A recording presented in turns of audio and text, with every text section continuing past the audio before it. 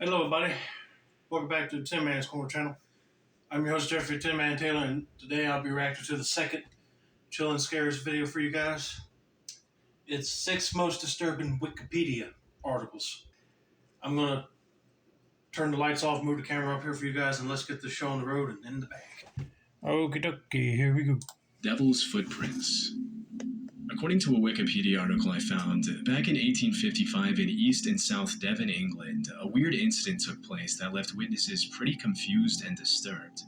As the story goes, in February of that year, there was a very heavy snowstorm, and the next morning there were more than 30 reports from different locations in England of a seemingly endless single-file trail of hoof-like prints in the snow. Witnesses of the incident allegedly claimed the prints covered over 100 miles of terrain. Jeez Louise.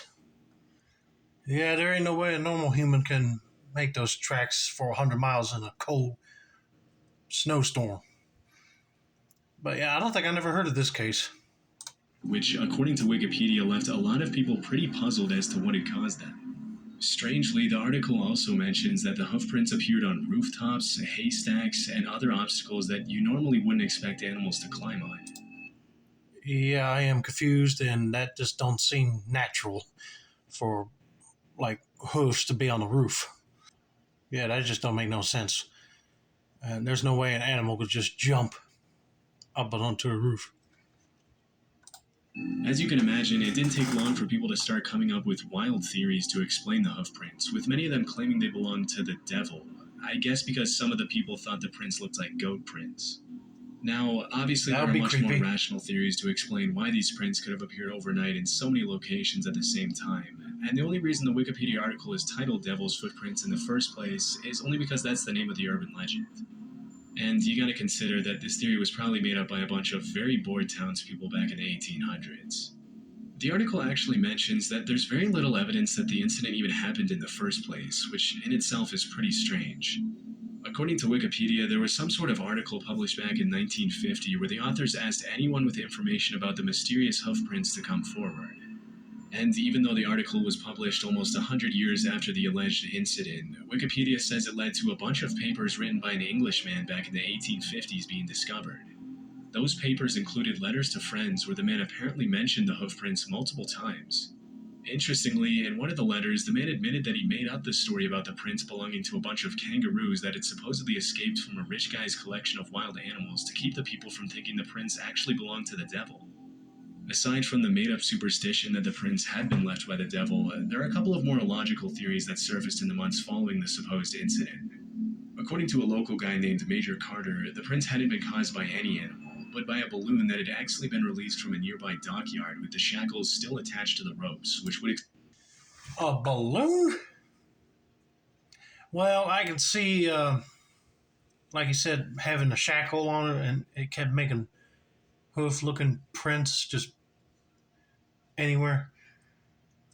That could be a possibility, but yeah, rich guys, kangaroos, that is one crazy theory. I don't know who came up with that. They were letting their imaginations run wild back then. Explain why they appeared in single file. Still, skeptics have pointed out how incredibly unlikely it would be for a balloon to travel so far without being stopped by obstacles like trees or houses.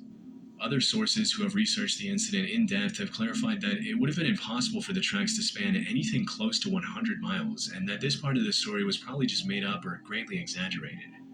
According to Wikipedia, the other widely accepted theory for the hoofprints is that it could have just been badgers that, for whatever reason, decided to go hunting that evening, as this is the animal that would leave the most similar prints to the ones that people reported seeing. But even though there's a bunch of reasonable explanations, the fact remains that there isn't any conclusive evidence to prove where these hoofprints came from, and this is probably just one of those niche historical events that's going to remain a mystery forever. I'll say it will be a mystery forever. But I hope somebody does come up with the actual reason for these mysterious prints. It sure does sound disturbing. Belmez Faces. Belmez is a tiny little village and municipality with less than 3,000 inhabitants in Cordoba, Spain. It's not really known for anything too extraordinary, except for this one occurrence documented on Wikipedia that talks about something pretty strange that happened there back in the 70s. According to the article, on August 23rd, 1971, a Belmez resident named Maria Camara claimed that a human face with a creepy expression had appeared out of nowhere on her concrete kitchen floor. As per Maria's own testimony, as soon as she saw the face, she was so disturbed, and knowing that she wasn't going to be able to unsee it, she called her husband Juan and their son Miguel, after which they destroyed the face with a pickaxe and laid down new concrete. As the story goes, after the new concrete was placed, a new face appeared on the floor just a few days later. The Wikipedia article mentions that at this point, Maria and her family reported the incident to the mayor of Belmez, who ordered the concrete to be carefully removed to be studied. Doing more research on the story, I found that after they removed the second slab of concrete, a bunch of seriously disturbing faces allegedly started appearing all over the house, and pretty soon Maria's house was being advertised to tourists from all over Spain as the House of the Faces. According to Wikipedia, less than 9 months later, hundreds of tourists from all over the country were traveling to Belmez to catch a glimpse of the faces. I mean, is somebody buried there? I mean, that's the only reason I can come up with for faces popping up through the floor. Like, somebody was buried there and they built the house over top of it. And now their spirits are like making their faces through the concrete. But that would be mind-boggling for me to try to put together an explanation for. And apparently the buzz didn't stop there. For the next 3 decades, Maria and her family continued to allege that disturbing faces were appearing all over their house, sometimes in just a matter of seconds and right in front of their eyes. As you can probably guess, because of the amount of attention the house was getting, the authorities decided to carry out some investigations to determine whether Maria and her family were making it all up or whether something else was actually taking place at the house. This is where the story starts to get a little strange. Even though several tests were carried out to determine whether or not the faces had been painted on the concrete by hand, the results of a lot of the tests contradicted each other. And to this day, it's still unknown whether or not the faces were painted by Maria and her family. The case even drew the attention of a bunch of paranormal investigators, and a few of them claimed that while they were conducting experiments on the house, they supposedly started hearing voices when there was nobody else in the house, and they allegedly even saw new faces pop out of nowhere on the concrete while they were there. But as it often happens, the authorities accused the investigators of carrying out their experiments without the proper controls and documentation, which took pretty much all the credibility out of what they said they found at the house. To this day, nobody really knows where the faces came from, but the most widely accepted theory is that Maria and her family made the whole thing up pretty convincingly and capitalized on the media frenzy for financial gain. To the skeptics, the media is just as much to blame as Maria for publishing so many sensationalist pieces on the house, which made it incredibly difficult for the authorities to carry out the proper tests and get credible results. Yeah, I would be doing a paranormal investigation and be like, are you making these impressions of people in the floor? And if they say yes, I'd be like, enough said, right there. It's ghost related. Nothing to do with chemicals or nothing to do with natural causes in the concrete. So yeah, this one's still kind of mind-boggling to say the least. List of unexplained sounds. The content in the Wikipedia article named The List of Unexplained Sounds is just as strange as the title suggests. The article is pretty much a list of sounds that have been picked up in remote locations all over the world by the most state-of-the-art hydrophones known to man. For those that don't know, a hydrophone is just an underwater device that detects and records ocean sounds from all directions. Right. As mentioned in the introduction of the article, the sound files had to be sped up to 16 times the original speed, and their frequency was also raised to make them audible. What's so interesting about these sounds is that nobody knows what's causing them, which is kind of disturbing considering they're all coming from remote locations like the bottom of the ocean and far beneath the Earth's surface. For example, one of the unidentified sounds is called upsweep, and it was picked up by the U.S. Oceanic and Atmospheric Administration using its Pacific Ocean Hydrophone Array.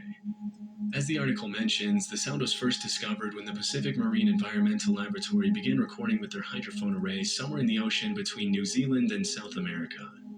If you listen to the sound, which I'll play here in a second, you'll realize why it's called an upsweep, as it comes across as a series of sound waves that go from low to high frequency. Let's go back. Right here. To be honest with you, I'd be kind of scared to be on a ship with all these big, massive waves right here. I'd be like, heck no. It's a beautiful view, but I'm going back inside. See, the Wikipedia article mentions that the sound appears to come and go depending on the season of the year, with the volume reaching its peak in spring and autumn. This is what it sounds like.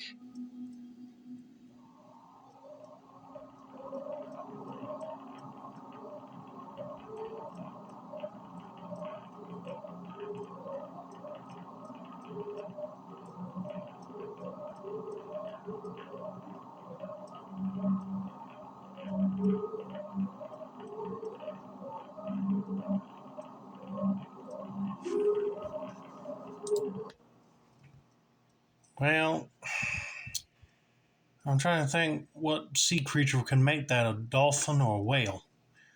But it just sounds like it's looping. So that is very strange.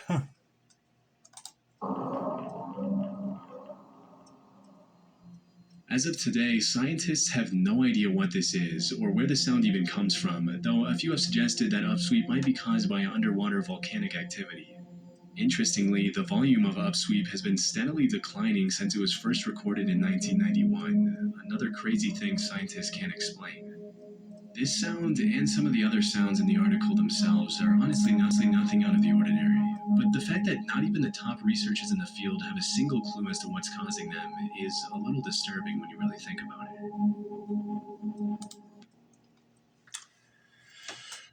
That is disturbing. You would think you heard every single sound, but then you hear that and be like, what is that? But yeah, I can't explain that.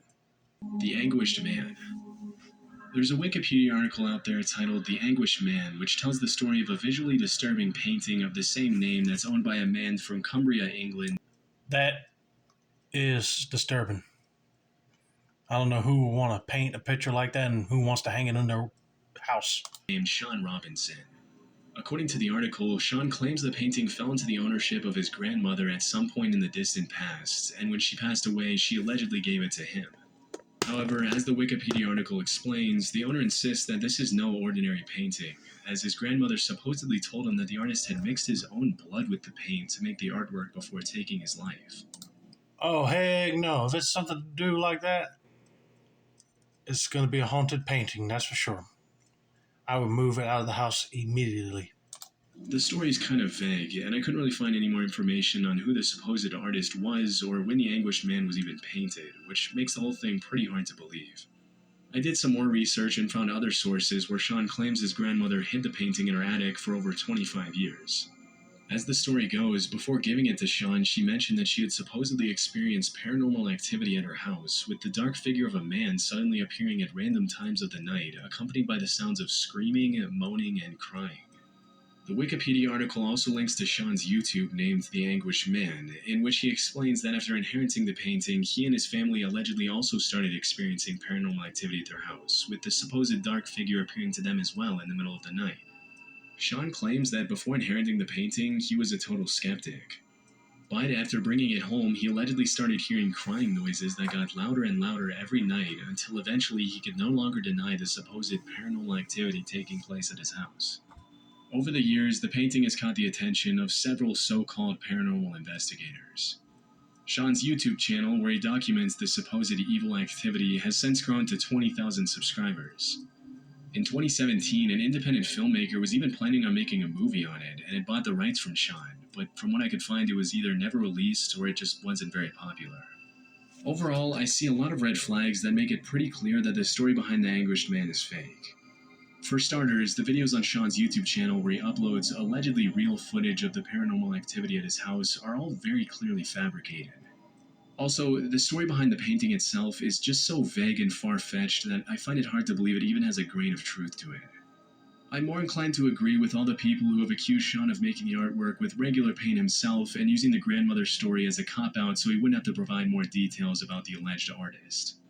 Overall, The Anguished Man definitely makes for a good scary story, but I find no real reason to think that this is anything other than a creative hoax designed to get attention and maybe a couple of bucks out of a made-up story. It's all about the money, ain't it? But yeah, it would have made an interesting horror film, but almost like Paranormal Activity. Yeah, that painting is just creepy, and I would not buy it at all. I mean, looking at it now, it almost looks like it just wants to move its mouth more or anything. Jeez. That would be scary to capture on film, that painting moving its mouth and eyes. That would be a horror story to witness. Poe Toaster. On October 7th, 1849, Edgar Allan Poe died in Baltimore under pretty mysterious circumstances. According to a Wikipedia article, starting sometime in the 1930s, every morning on the anniversary of Poe's birthday, a man dressed in black carrying a silver-tipped cane with his face almost fully covered by a scarf or hood would somehow sneak into the Westminster Hall and Burying Ground in Baltimore and find his way to Poe's grave. The article mentions the man would then pour himself a glass of Martell cognac and raise a toast in Poe's honor, after which he would arrange 3 red roses on the gravestone next to his unfinished bottle of cognac and leave. I think I heard about this story, which is sort of weird. I mean, it's like every year this guy does this. Must be a really big fan of Edgar Allan Poe, or is he either a ghost? Interestingly, the Poe Toaster, as he became to be known in Baltimore, never sought publicity and would always sneak into the burying ground unnoticed. Every year after his first appearance, a crowd of onlookers would start to gather on the morning of Poe's birthday to try to catch a glimpse of the man, but he was rarely seen or photographed. In fact, the only photograph I found of him is from a Life magazine July 1990 article called Once Upon a Midnight Dreary, written by Gary Smith. The photograph was captured by Bill Ballenberg, and it shows the Poe Toaster hunched over the gravestone paying his respects to Edgar Allan Poe. Interestingly, the Poe Toaster would sometimes also leave cryptic notes on the gravestone during his visits. For example, in 1993, he left a note saying that the torch would soon be passed, and another one that said, "Edgar, I haven't forgotten you." As it happened, the Poe Toaster was reported to have passed away in 1998 because he was no longer seen visiting the grave. But after which, the article mentions the tradition of visiting the grave and toasting in Poe's honor was passed on to one of his sons. Unfortunately, it looks like whoever inherited the tradition didn't take it half as seriously as his father, as the post-1998 Poe Toaster would often leave notes commenting on sports teams and politics, which his father had never done. At some point between 2005 and 2008, he left a note that was apparently so disappointing that the curator of the Poe House and Museum didn't even show it to the public to protect the original Poe Toaster's honor and legacy, a man whose identity is still unknown to this day. But because this was such a big tradition in Baltimore for 70 years, in 2015 the city organized a competition to select a new Poe Toaster to turn the tradition into more of a tourist-friendly yearly attraction. Since 2016, the new anonymous Poe Toaster has kept up the tradition by visiting Edgar Allan Poe's grave on his birthday and paying his respects in front of the public. But then it ain't like mysterious anymore. It's just like somebody that's getting attention of the crowd, in other words, just to bring in more tourists. Mystery of Celtic Wood. There's an article on Wikipedia that talks about the mystery of Celtic Wood, a strange incident that took place back in October 1917. According to the article, during the Battle of Poel Capelle in West Flanders in World War I, the 10th Battalion of the 1st Australian Division decided to capture Passchendaele Ridge to collapse the German Fourth Army. The plan was to raid Celtic Wood, blow up the German dugouts, and then immediately retreat back to safety. Unfortunately, things didn't go exactly as planned, leading to one of the biggest wartime mysteries in history. The article mentions that a little after 5 a.m. on October 9, 7 officers and 78 men of the 10th Battalion began their raid on Celtic Wood, and that's the last time many of them were ever seen. Whatever happened in those woods depends on who you ask, but the general consensus is that the attack was a complete failure. According to the British and Australian wartime newspapers, the attack was considered a victory, but 10th Battalion Commander Maurice Wilder Nelligan, who was there when the whole thing happened, had a completely different take on the events. According to Wikipedia, the commander mentioned that the attack immediately turned into a very violent bloodbath, and that after the raid on Celtic Wood, only 14 unwounded members of the battalion made it back safely. This is where things get a little confusing, as other members of the battalion said only 7 men made it back to the Australian lines. Strangely, the article mentions that official army records were able to account for 37 of the 85 battalion members. Even more mysteriously, after the raid, the bodies of the missing battalion soldiers were never found. What? Their names didn't even show up on lists of prisoners of war, and the Graves Commission couldn't find any traces of their bodies afterward, which is extremely strange. Different sources have different reports of how many people actually went missing, but it's widely accepted that the true figure is at least 37. For almost 100 years, the raid of Celtic Wood remained a mystery, with most experts agreeing that the Germans probably massacred the missing men and buried them in a mass grave. That's what I was thinking. However, Wikipedia mentions that in 2008, researchers Chris Henschke and Robert Kearney claimed to have conclusive evidence that the members of the 10th Battalion had been killed by the Germans in the woods, and that the only reason they couldn't find traces of their bodies was that they had been blown up with their own bombs. When mixed with the remains of the dead German soldiers, this made it impossible to tell Australian soldiers from German soldiers after the fact. In Henschke's own words, the raid wasn't a great mystery, it was the story of a typical small unit action that went wrong. However, not every expert agrees with this conclusion, and to this day, the raid of Celtic Wood remains one of the biggest, strangest World War I mysteries. Hope they do get recognized and honored for what they paid the ultimate sacrifice for. But anyway, uh, that's going to be it for now. Don't forget to like, subscribe, turn on post notifications for more chill and scares content like this. This has been another successful installment of the Tin Man's Corner channel. I'm your host, Jeffrey Tin Man Taylor, and I say that's a wrap, and have a nice day.